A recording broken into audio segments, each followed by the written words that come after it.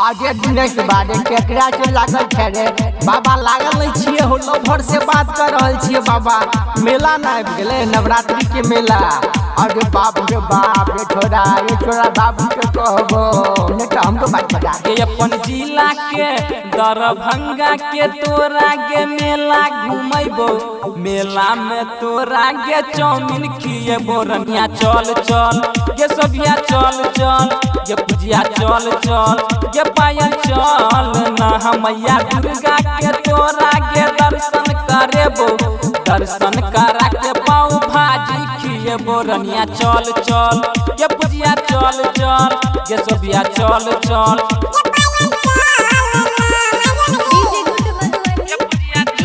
presented by Pancham Recording Studio। आज बाप रे बाप आजकल के छोरा सब छोरी के मेले में झूले झूला के कुल्फी खिया के पटा ले। अरे दिनेश भाई सुन अरे बाबा हम नहीं सुनेंगे। अरे बउआ सुन रे हमरो जोगार लगा बाबू बाबा केहन बात करे छहो घुबड़वा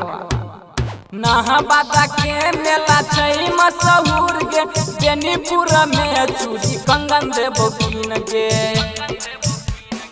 नहा बाता के मेला छै मशहूर गे बेनीपुर में चूड़ी कंगन देबो कीन गे सखिया सहेलिया के जल्दी ले बोलाई शिवनगर घाट मेला देबो घुमाई रानी चल चल ये पूजिया चल चल ये सबिया चल चल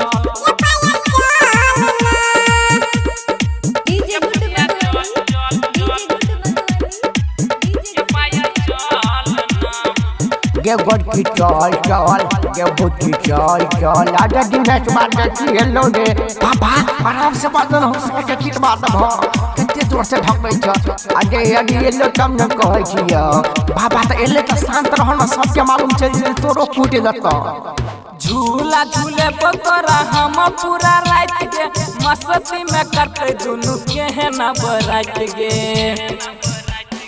झूला झूले बतोरा हम पूरा रात गे मस्ती में करते दुनु के है ना बरात गे